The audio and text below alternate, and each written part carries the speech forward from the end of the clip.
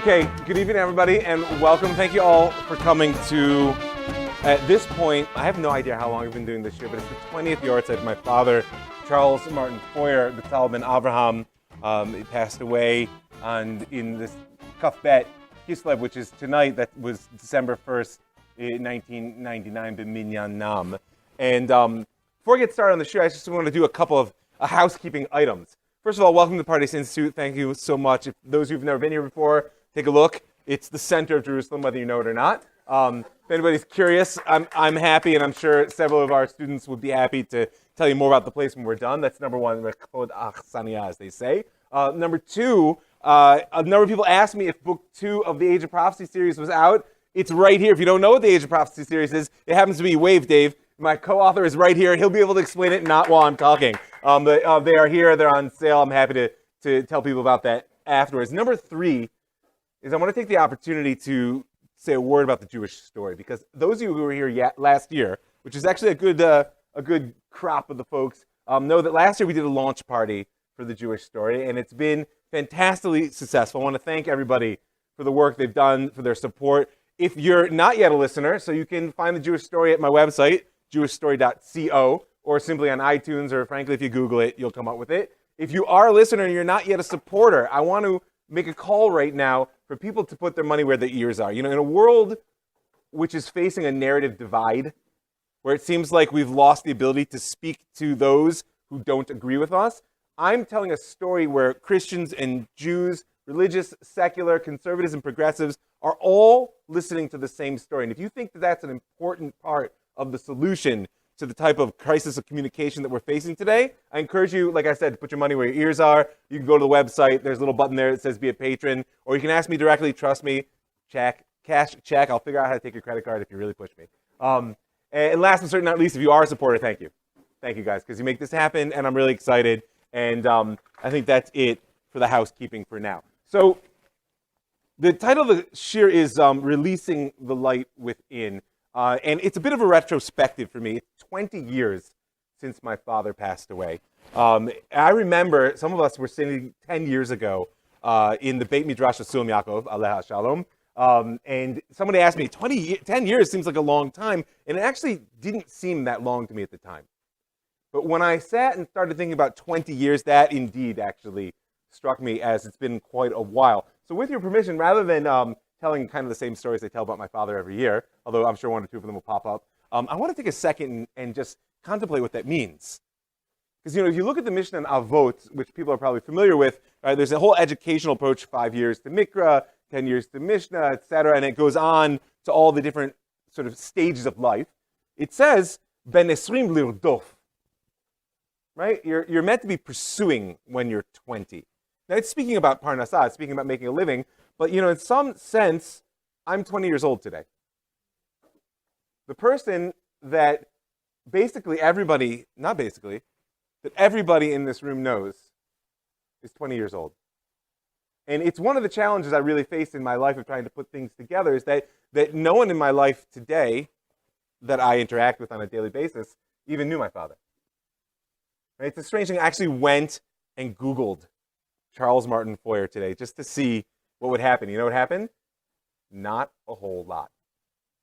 Because the world in which I live is not the world in which he lived. And my father was an electrical engineer. He was actually graduated from the University of Michigan with a degree in electrical engineering, had a very, very low draft number. He was going to Southeast Asia, but actually got a deferment from the Army because he took a job for Michigan Bell in essential industries. And as I said to him at my graduation from college, right, he never actually had a chance to pause. Never. Out of college, got to avoid the war, into work. He and my mom were married actually before he graduated, and had my brother, had me, work. We were not cheap or easy children. So at a certain point I'm the younger brother, when I graduated from college, and I had an opportunity, the whole world was wide open in front of me. Here, I'm going to tell the story again. You know it well, right? And the whole world was wide open in front of me. And I had no debt. I had an excellent education. I had all this potential. And that's what I actually want to speak about today, is this power of potential. And how do you release the light? How do you release the light? Hanukkah is the holiday of lights. We're all going to be lighting candles. But how do you release the light? It's not a symbolic act. So I have decided not to get a job. And I asked my mom, actually, to tell my dad I wasn't going to get a job. And she said, no way, you can tell him. Then sure enough, he comes up to me right before graduation and says, so your mother tells me you're not getting a job. Yes, right? Go, Mom. And I said, yeah, I want to go to Australia. I want to go to Australia. I want to travel. I was going to travel around Asia. I had this big plan. And he said, why? And I said, you know why, Dad? Because I can. You didn't ever have a chance. Like I said, out of college, work, avoid the war, kids, make a living. There was never a pause. And I have this great blessing of having had a pause in my life to ask, what's the potential? And so, he listens, and we should know my father was a tremendous listener. A number of my friends at that graduation weekend came up to me afterwards and said, I just had the most intense conversation with your father around the keg. He also was quite a competent drinker. This was really one of the great gifts that he was able to give to me, to my brother, really to everyone he knew, is that, as I've said here before, I don't really have so many memories of anything my father said to me. But I have a lot of memories of him listening. And I think in many ways that's even more important to me. So sure enough, at the end of graduation, he comes up to me and he hands me a card. And I open it up, and there's a check for the plane ticket to Australia. And he says to me, all I want you to do is keep a journal. That's all I ask. Which I did for a good 5 years afterwards, because he saw the potential. Right? And so it's a bit of a cliche to say that the loss of someone's father at a young age, I was 25, he was 53 when he died, to say that it provokes a crisis of faith is, it's like, yeah, exactly. I make that face too, right? Nonetheless, but the real question is what's the nature of that crisis? In other words, what do we mean by faith? People speak about living in the light of faith. It's like a big question today in the postmodern world. What does faith look like after fill in the blank? After the Holocaust, after Hiroshima, I don't know, after the White House. Take your pick. And what I want to point out and what I want to carry through this shiur is there's kind of two faces to that question. One is, why did this happen?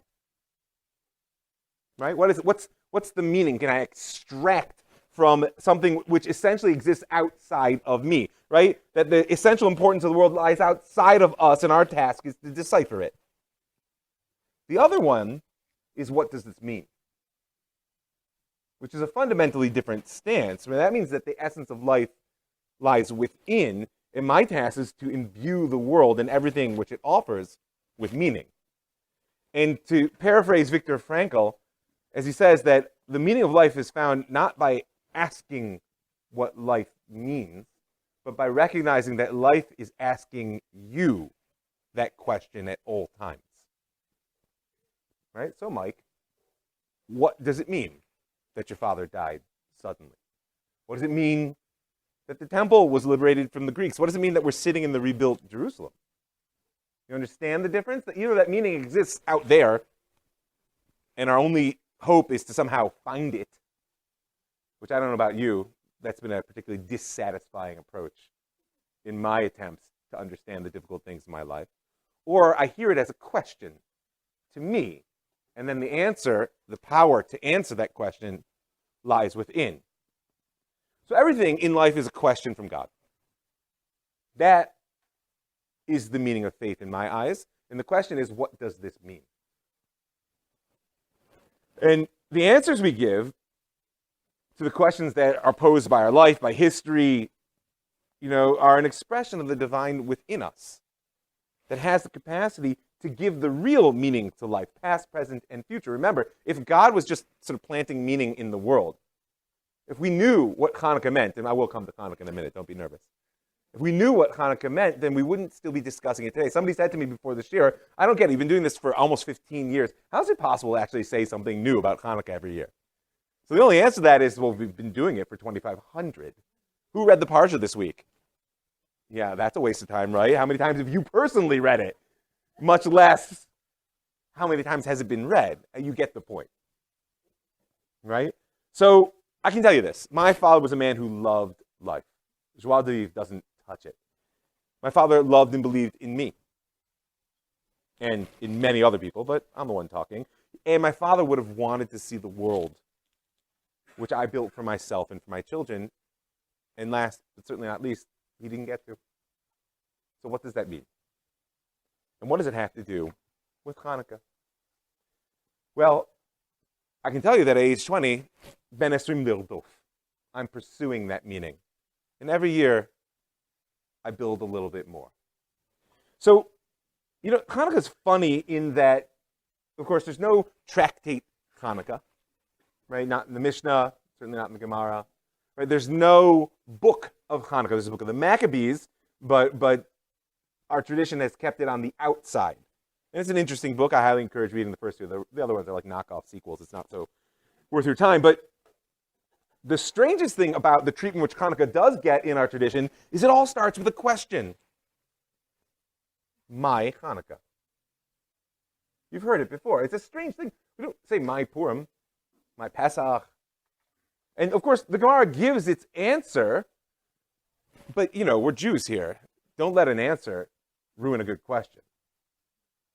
Right? So, is this an act of deriving meaning or making it? So if we start looking in the text, the earliest text that we actually have that attempts to answer the question actually well predates the Gemara. It's Josephus. Josephus, great historian of the Second Temple era. I'm not going to tell his story. You can look it up. But he actually says a very clear answer. Well, actually, not so clear. But you can look on your source sheet. If you have it there, it's the first source I gave you from the Antiquities. That he speaks about, obviously the book of Maccabees comes before Josephus. But they're not trying to give some answer to the meaning of the story. Why not? They're living it. And that's a very important point. Right? It's only afterwards. Right? This is what Wallace Stegner, in a beautiful book called The Angle of Repose, which you should all go home and read tonight, calls the Doppler effect of time. As life is coming at you, it increases in pitch. You don't have time to contemplate it. At best, you can live it right. It's only once it passes and the wavelength stretches out, right? That's the ambulance, that you can begin to actually wonder, what did that mean? So the Maccabees, we're not going to look to right now, although it's a discussion we've had before. Maybe they'll come up at the end. For now, Josephus is really the first text that we have who attempts to answer this question unposed yet by the Gemara, because that comes hundreds of years later. What's Hanukkah? And his answer is light. Right, he tells a brief part of the story. They're very glad and yada, yada, yada. But here's the last line I gave you from this time. We celebrate this festival and call it lights. Now remember, if you're not familiar, that the story of Nes Pach Hashem and the little cruse of oil which burned for 8 days is not in the book of Maccabees. It's a classic question. It's not in the book of Maccabees. It's not in the Tannaitic material. It's not in the earliest reference to Hanukkah, which in rabbinic literature, which is known as Megillat Ta'anit, right, which is a list of dates on which we don't fast or say eulogies, that it only appears, actually, in the Gemara and Bavli. And then some later sources. But we'll come to that momentarily. But nevertheless, Josephus says it's called lights, which all of us, having grown up with the story of Hanukkah, want him to say, why is it called lights? Well, they went in and they found the jar of oil. And no, he says, and it's strange, we call it lights. I suppose the reason was because this liberty beyond our hopes appeared to us, and that thence the name was given to it. That kind of answers that, I suppose. He knows it's called lights, and there must be some reason for it, but it doesn't really know why. So what does he do? He puts his own meaning on it. A meaning which was very important to him. We're not going to go into the life of Josephus, but the reality is it was quite critical, this question of liberty, in the time when Rome had just destroyed the temple. But there's other early sources that speak about this camel. I didn't bring it to you, but one of the classics is the Mishnah in Baba Kama that talks about in legal damages, if a camel is carrying a bunch of flax and it is overflowing into the courtyard of a store and lights on fire because of the store owner's candle, so the camel driver is liable for damages because you should pack your camel better. Always remember that, right? But if it's outside, he's still liable unless what? Unless it's Hanukkah, because then everybody knows you're going to have candles outside. Interesting. Nobody says why, but everybody knows.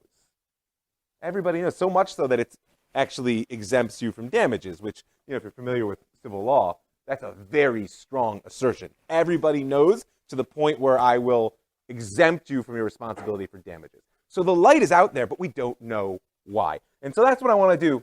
I want to look a little bit about where this light comes from and use the light as a metaphor in order to understand a little bit about this process of deriving meaning, of creating meaning, and what really lies between them. A word on metaphor before we go much further. Metaphor is a funny thing. There's a common assumption that metaphor works like this, right? God stretched out God's mighty hand and strong arm and took the children of Israel out of Egypt, right? But God doesn't have a hand, right? Raise your hand if you have a hand. I'm just checking if you're listening, right? So therefore, it's a metaphor, right? This is a hand, and we use it to understand something about God. I've got news for you. You're wrong. It's not how it works. God has a hand. This is a metaphor. Right? A yad is the ability to assert will in the world, which, of course, only God can really do in its fullness. And we have this appendage, which is expressive of the divine. That means when we're created in the divine image. You may have noticed Rashi is insistent. It's tselem udemut. It's diffuse, right? Meaning your shape is specifically reflective of the divine. That's why every aspect of your physical being is a metaphor for some aspect of the divine. So therefore, metaphors are not simply a tool to understand the world. They're an embodiment of meaning, which is when we speak about Hanukkah lights, that's exactly what I want to get at. What meaning are they embodying, and is it fixed? So what's the oldest story of Hanukkah? Anybody know? You could probably look in your source sheet and figure it out. There's a great one. Every culture, more or less, of the Northern Hemisphere has some holiday celebrating light and darkness in the midwinter. It's fairly natural, I think, for ancient cultures. It's like this time of year, I mean, granted, winter is, please God, let it come, let it be soon, let it be cold, let it snow. But right now, it's not so impressive. Nevertheless, raise your hand if you grew up in the Midwest, like me, right? Yes, you know what a real winter is, or in the Northeast, or, right? Oh, Canada. Oh, Canada. Oh, Canada. Right, but, okay, fair enough. We always forget Canada, don't we? So like you can understand why it would be very important to celebrate the existence of light when at a time where, and certainly for ancient humanity, you might actually doubt that it was ever coming back. But Hanukkah waits. It's not a biblical holiday. It's not there from the God's eye perspective that the Torah gives us. It waits. Except the rabbis fill in a backstory here on your source sheet in the Gemara in Avodah Zarah that when Adam, after the sin, noticed that the world was gradually getting darker because the days were getting shorter, read heading into winter, he says, woe is me. Why? Because this is the death that he had been promised for eating from the tree. Panic. The world is going to die. He fasts for 8 days, fortunately approaching the winter solstice, and then, being an excellent observational astronomer, notices that the days are getting longer again and says, oh, that's just how the world works. And he celebrates. And it's very interesting. We won't go into discussion now because it's just kind of a setup. But it's interesting to note that the sages insist that these were sacred holidays in the beginning, that Adam fixed these as a time of celebration, and that they were taken by the nations of the world and made idolatrous. Which is a classic vision that the sages have, that there's a natural religion which is bound up with God, and then there's a corruption of natural religion, which is idolatry, and then there's a redemption of that, which we call Torah. And it's a process which begs the question of what's the next phase look like. But we'll get there. But in this sense, I want you to just remember the first stage of exposure of light is responsive. Right? You have to be photosensitive. If you want to know what the world means, you have to be responsive. And responsiveness to light is one of the definitions of life. I was trained as an EMT. I'm going to keep asking people to raise their hands. How many guys have trained in the medical professions, right? Responsiveness to light is one of the ways you start measuring levels of consciousness. This is it's not quite pain. We'll get there, right? But it's a very low level of consciousness, but nevertheless differentiates between life and death. If you cannot respond to the world around you, then there's not much hope that any light will come from the situation. Okay, that's the first element of the metaphor. I mean, I'll make it obvious and just point out that many people have things happen to them in their life and they never respond. Not by asking, what does this mean? And not by asking or looking at it as a question to them of what it means. Right? And I think a lot of people live with a lot of darkness because of that. Not out of judgment, just out of the callous that we put around ourselves in order to not be responsive to the world. All right, next step. We can move from responsive to another aspect of light. I thought about doing this as like a demonstration, but it's dangerous to play with matches anywhere, especially in the Beit Midrash. But just think about striking a match. It's a striking notion? No. It's a strange thing, but this room is filled with energy. This room is filled with energy. Potential energy all around us. Right? Now, it might take you a while by breaking a piece of this table off and rubbing against that piece of table to prove it to yourself, but it is possible to release that energy. What stands in the way of releasing that energy? What? Action, right? You have to release the potential inside. First of all, you have to know it's there. It's an astounding thing that for most of the history of humanity, we thought there was light and there was matter.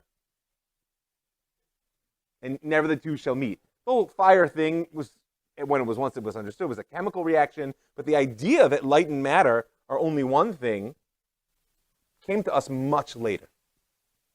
Who brought that one out? It was Einstein, right? And before we even get into the details of where I think that goes, just appreciate the conceptual courage that's involved in looking at the world and saying, yeah, I know everybody thinks that matter and energy are different, but they're wrong. The conceptual courage is one of the most important elements in being able to draw light out of a dark situation, in being able to look at dead matter and say, no, there's life in there. It's a conceptual courage which I would argue is second perhaps only to another great Jew who was his ancestor, Abraham. The whole world says, no, idolatry. He says, I don't think so. And he goes looking.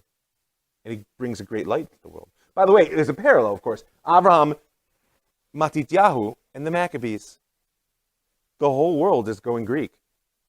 Everybody says it's the best way to do it. Right? Hellenism is the cultural rage. They're making movies. Everybody dresses like them. Right?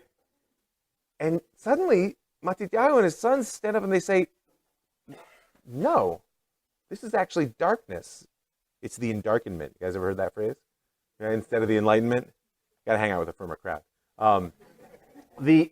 So this ability to see light in the inert, in matter, is a product of conceptual courage. You have to have some ability to step out of the frame. So how do we know the light is there? Well, we're going to keep going with the order here, even though I can feel my brain changing this even as we speak. But there's a beautiful notion that the Talmud Yerushalmi, I didn't bring it to you here, but the Talmud Yerushalmi brings down a beautiful notion that the Or HaGanuz, right, the original light of creation, God's statement, Vayihi Ol, let there be light, that the Or HaGanuz, of course, if you've read Rashi, you know that it didn't stick around. God hid it away for whom? For the righteous, right? I'll do a plug. You should all listen to the Pardes podcast because you can get the full story on the Or HaGanuz there, coming out probably next week. But for now, that light gets hidden away. It gets hidden away, except the Yerushalmi says, but it stuck around for how long? 36 hours. 36 hours. 12 hours Erev Shabbat, 12 hours on the night of Shabbat, 12 hours on the day of Shabbat. Striking. Where else have you heard that number 36 before? Happens to be the number of candles that you will be lighting to fulfill the mitzvah of Hanukkah. And the 36 tzaddikim, I heard it over there. That you're going to listen to the other podcast for. There's only so far we can do it. No, but so there's a connection, says the Sfas Emes, great Hasidic master of the second half of the 19th century. There's a connection between these two lights. That the original light of creation, he says, he's quoting the Rokeach, Rabbi Eliezer Worms, says the 36 candles we light on Hanukkah parallel the 36 hours that original light of creation is shown.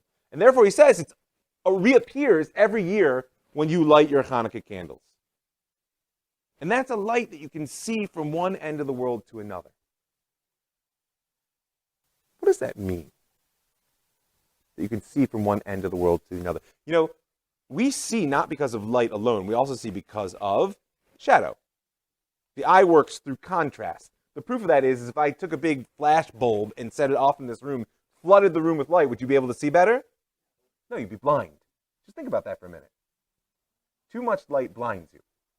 We see through shadow.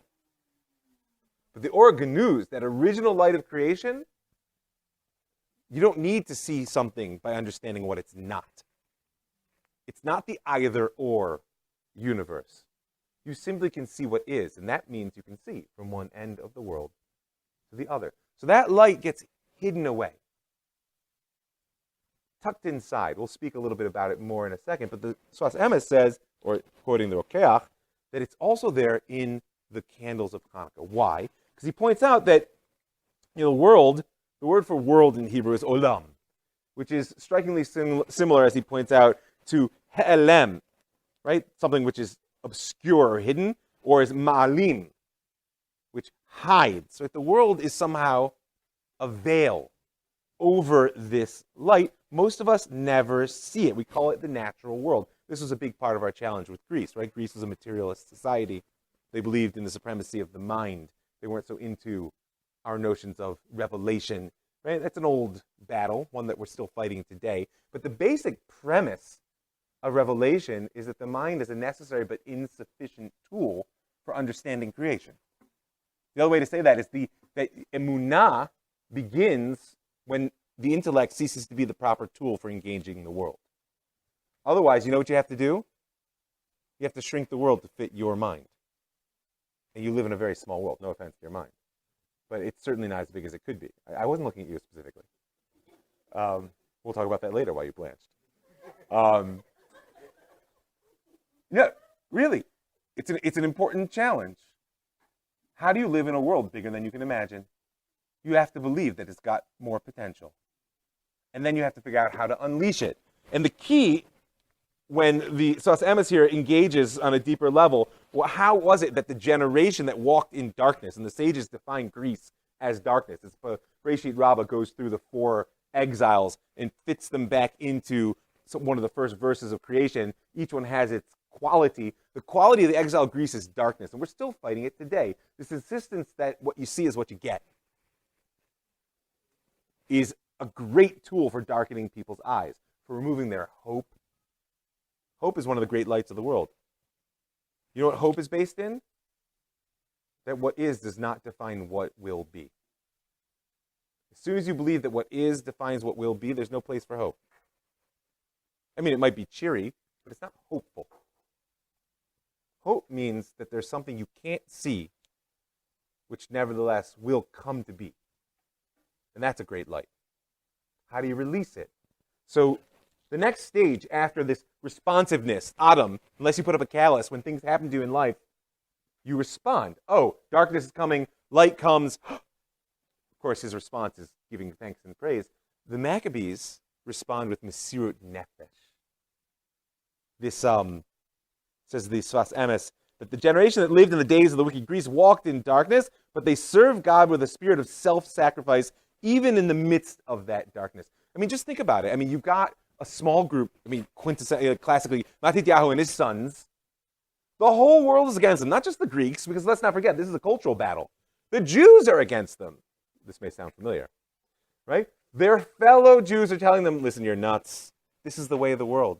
It's not just the way of the world in a fatalistic way. It's the way it ought to be. And there's a small group of Jews saying, no, this is not our story.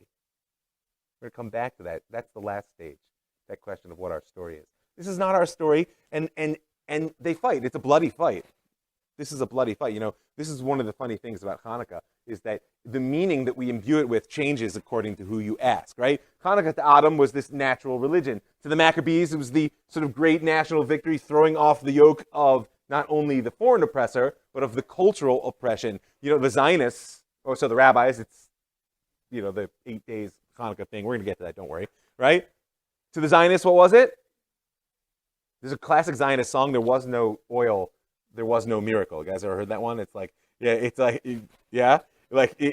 expresses like, who needs such a thing? It's about the victory of might. And you ask the average, I don't know about the average, you ask many liberal Jews today, Hanukkah is a celebration of religious freedom. Which, I mean, it is, unless you disagreed with the Maccabees, in which case it wasn't. But you get my point, is that there's so much there that can be drawn out. So here's the Maccabees, and says the Sfas Emes, how do they access that Or Ganuz, which we're going to speak about what it is in 1 second. How do they access that light that underlies creation, Mesirut Nefesh, self-sacrifice? There's something which is more important than life. And the amazing thing is that when you live a life which is dedicated to something greater than you, you get more life. It's a fantastic thing. Living a life for one's own self might seem like a great strategy for self-preservation, but you're playing it small, and you're selling yourself short, because there's so much more life which can be released. And Mesirut Nefesh is the next stage of how we create light. One is the responsiveness of light. The next one, like go back to that match. How come the match, if it burns when I strike it, doesn't just combust in the box? Right? It needs activation energy. I don't want to scare anyone, but go back to your high school chemistry education and think about the difference between an endothermic and an exothermic reaction. An endothermic reaction is when you have to constantly put energy into in order to make it happen, in which case, as soon as you stop putting energy in, it's over. That's not what's a match. A match actually has an exothermic potential. As soon as you start the reaction, it goes to consumption, burst of light. So why doesn't the match just burn up in the box? Because it has an activation energy. You always got to get over the hump if you want to let the light out of life. That's the way it is. And as soon as you get over that hump, the light comes pouring out. So the Maccabees, they go for broke. A guy and his kids, small group of rebels, it's insane, right? We're still telling their story today. They build a kingdom unequaled in strength, wherever it ends, which is its own story that deserves a treatment. Some of us have spoken about it before. But they build a kingdom unequaled in strength until the modern state of Israel. It's a fantastic release of light. So all built in Mesirut Nefesh. And just to finish out the Sfas Emes, because he deserves his own treatment, is that he points out that we should all rejoice because in this day, right, we say, Bayamim hahem bazman hazeh,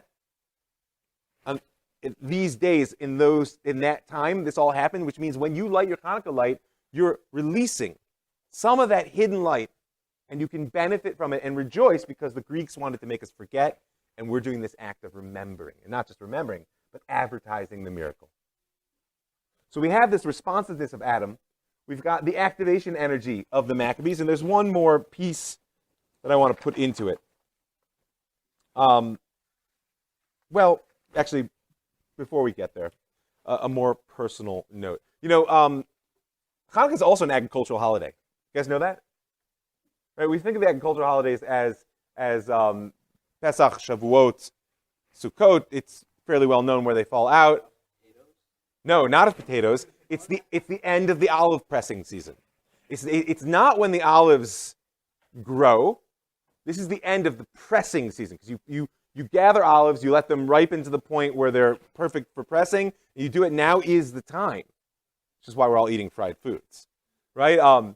But it's a fantastic metaphor for life, and it's been used by many others before me, not just me. That if you want to get the potential out of life, it needs to be picked, waited on, ripened, crushed, strained, processed, and then lit. Right? That is a powerful and painful process. I brought you guys a source here. So the first is a quote from Kohelet. If anybody can tell me what Ecclesiastes is, I'm happy to hear later. So a quote here from Kohelet says,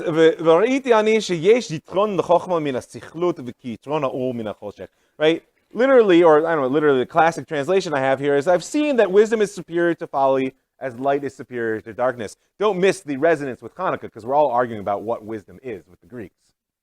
Is it Greek wisdom? Is it our wisdom? But the reality is that there's another level to this verse, because a yitron lechochma min hasichlut, or a yitron leor min hachoshech could also mean what?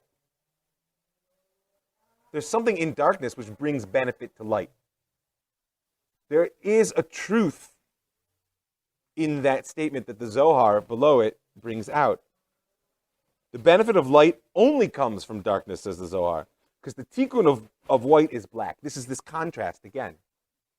Right? Just like the tikkun, it goes on to say of bitter is sweet. That the power of light comes from that experience of darkness. And I something that everybody here probably knows, but it's worth saying anyway, is that we should never know difficult things unless we want to grow. Right? I would never say that I'm happy my father died, but I can tell you, standing here happy with who I am, that it was the best thing that happened to me. You can't take it back. You only get to be who you are. So either there's a yitron le'or min hachoshech, there's a benefit that darkness brings to light through that crushing process, which extracts something that you otherwise wouldn't be able to access. And again, go back to Viktor Frankl. You can say, why did this happen? And you're going to chase down a blind alley. Or you can hear the question being posed to you, Mike, what does this mean? 20 years pursuing that meaning. And here we are. So that's just an important moral piece, which frankly I put in here and note to self, don't forget this. Last element, just in building a fairly loose structure here to understand, what are we after? We're asking, like, how do you get the light? One is you have to be responsive. You have to be responsive. That Adam's experience of giving thanks in face of that light is what preserved that as part of human consciousness. Otherwise, it's just another day. We all know this. We wake up in the morning. How many people said Modani lefanecha when they woke up this morning, right? How many of you meant it? Good. That's a good percentage.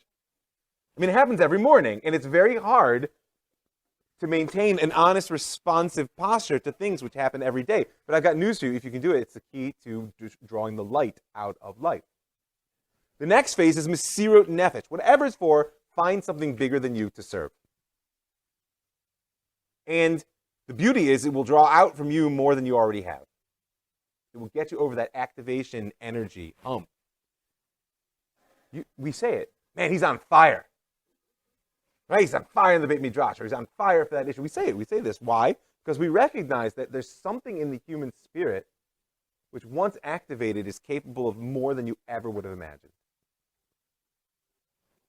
And last but certainly not least, oh, and by the way, that can be a crushing experience too, but that, as I said, is just a moral lesson that deserves to be remembered. The last but certainly not least is there's another funny fact of light, which is the wave particle problem. Right? I'm a wave, I'm a particle, I'm a wave, I'm a particle. Right? I'm light. It's both, it's neither. There's a power of light that has to be collapsed in order to be seen. Right? Light is potential. It's cruising through the ether, Greeks after all, right? Right? It's cruising through the ether until it meets something. Something to refract it, something to reflect it, something to absorb it, or something to observe it. There's a power of consciousness, which is a critical piece of what's underlying creation. There's a light inside everything waiting for you to observe it. You know, the Kabbalists talk about light all the time. People may be familiar with this language. Some of us have had a chance to learn Rav Kook together. And if we have, then you know I love that language. Rav Kook, of course, names his core text, Rot, lights. So what's he speaking about? Where does this light come from? Well, it's actually quite simple to explain that in the beginning, there's God. Everything else is essentially a solidification. There's light, which slows down into matter, which slows down into organic products, which through the process of evolution, yeah, I said the E word, comes up with what? The dinosaurs. They all get wiped out in that little gerbil under the rocks who happen to be small enough not to be worried about the changing climate It's putting a man on the moon. Where does that original light of creation reappear most powerfully in our world? In the chemistry of your brain. It's a fantastic thing. Matter producing energy. You see, it begins as light. It becomes matter, which becomes organic, which releases that energy, which allows you to do what? Know the world. The light of consciousness can then, of course, as we say, collapse the wave function. It can give meaning to the plethora of possibilities. Remember, light's about releasing the potential. It gives meaning to that plethora of possibilities which exists in creation. And you know what the primary tool of consciousness is in giving meaning to creation? Language. Vayhi-o, said the Borei Olam. Let there be light. Rav Kook, in what I think is the last source. Oh, apparently not. Somebody else put this together. Oh, I did bring the Yerushalmi. Anyway, Rav Kook here on the bottom of the second page, in what to me is one of the most important passages in the Hakdama, in the introduction to Olat Riyah, he says, "Tefillah hi motzia el foel ve'ol ve'elchaim ha'gemurim et nichmas b'tohomot l'neshama." Prayer actualizes and brings to light, to complete life, that which is hidden in the depths of the neshama. So first of all, which is not my focus, but it needs to be emphasized, if you want to let the light out into the world, you've got to pray. And if you read the books of Maccabees, by the way, prayer plays a very important role in their victory. Right? And aside from the mechanistic, I pray because something outside of me is the meaning of the world, God help me, the power of prayer, that's not what Rav Kook said. What did he say the power of prayer was? It releases the light inside of you. Just imagine you're walking down the beach and you come across a little jar in the sand. You take it out, it's metal, you rub it off to see what it is, and what happens? Out comes the genie. We've all heard the story, right? You better hope it's the best day you've ever had. You know why? Because whatever that genie offers you, you're going to get. Whatever you ask for, you'll know exactly who you are, and you'll have to live it for the rest of your life. What you pray for is who you are. Unstated, but in potential. And forcing yourself to put it into words releases something inside of you which could always remain murky. You know this. You've journaled before and you found this out. You've spoken out your thoughts with a friend and you figured this out. Prayer works the same way. That's why Rav Kook said that it actualizes and brings to light that which is hidden in the depths of the neshama. But even more specifically, he says, Hamilah hanigzeret ur gadol shofei ima. A great light pours out with the well-derived word. Choose your words carefully, because they can cover over or they can release that light. And this kind of brings us to the last point I wanted to make, which is that, here's a question. We have this Adam thing. Okay, mythic thinking, we're down with that. All northern cultures, light, darkness. Why do they have to wait? Well, because it's the responsive holiday. I didn't make that point, but it's the responsive holiday. It has to wait to a point in which Am Yisrael is ready to actually assert our capacity to make these holidays. Comes together, what's its companion? Purim. Right? Both of them are a process of taking a historical experience and asserting their essential meaning. Hanukkah was a gimme. Oh, dark, light, we got that. Right? So the power there, or the power here, so we go there, go to the Maccabees, their Mesirut Nefesh, releases a great light. That's a kingdom. I mean, the Rambam says that we're celebrating a kingdom that lasted 200 years. That's what we're celebrating on Chanukah. If you do the math, 200 years includes Herod and the whole terrible story and how it ends. What's the Rambam telling you? He's saying, listen, the light that they released, the power of that kingdom, Malchut, kingship, is not to be scoffed at. And think about that today, all right? With all the problems that we have in our fair country here, all the difficulties, Pamslishi, Glida, and all those jokes we're all making right now, right? Never dismiss the great light which surrounds us right now. Never. Because 100 years ago, 150 years ago, any one of us would have wept and died to see it happen. But there's another level, because the reality is that light didn't last. The Maccabean kingdom was destroyed. But Hanukkah doesn't go away. The potential is there, and it waits for the B'nai Binah. Who are these B'nai Binah? I guess I'm hoping know the piyut, the liturgical poem Mao Tzu, right? Traditionally set on Hanukkah, often by the light of the candles, right? B'nai Binah Yemei Shmona. Kavu L'shir Wunani. Right? The people who really got it, they were the ones who understood. What did these people understand? They understood that a light without a wick is nothing. Right? In many ways, you can think about the whole metaphor that I'm trying to give you,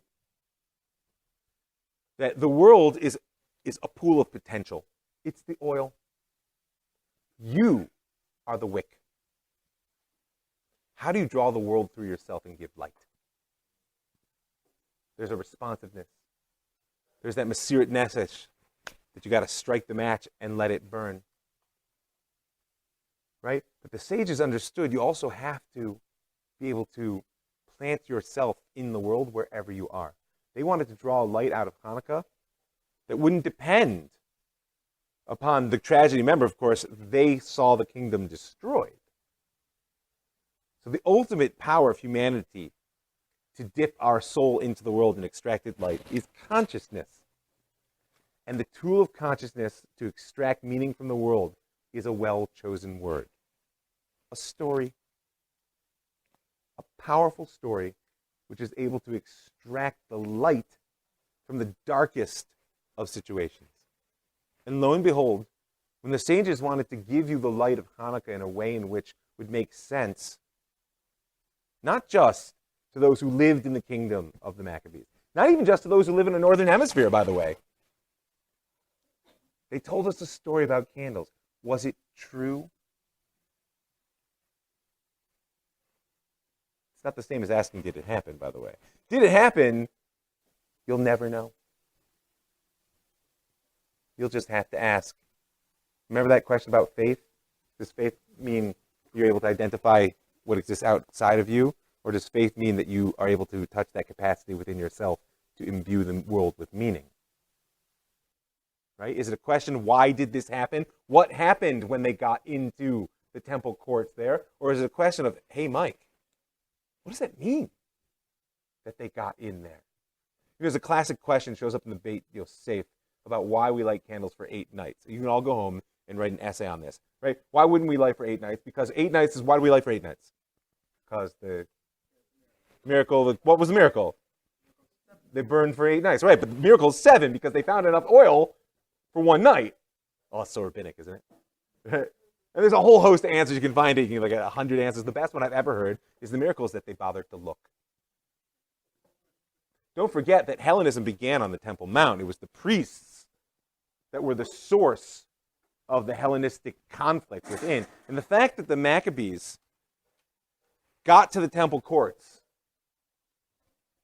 they potentially could have lit those candles in impurity.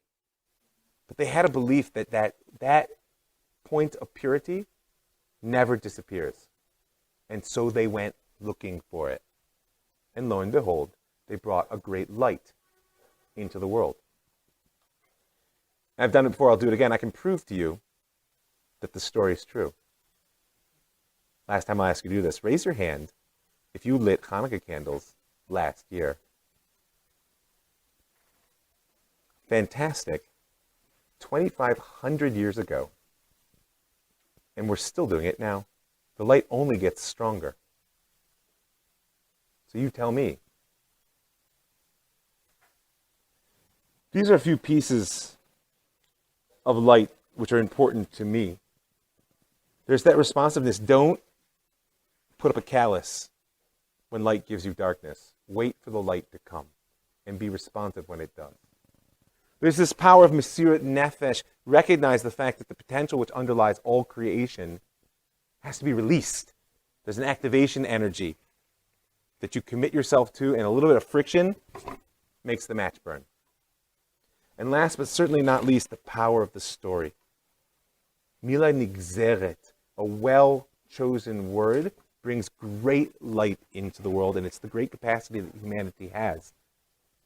Not just to communicate, but to create through stories. This is what I would like to give to you as a few tools, not just to release the light of Hanukkah, but hopefully to touch a little bit more of the light which is offered by life. And I say it, Li'ilui Nishmat Avi Mori, B'tal Ben Avraham. So thank you all for your attention. There's sufganiyot and some other refreshments in the dining hall there. And I'm happy to take any questions or comments from here forward, but I'm going to stop this now.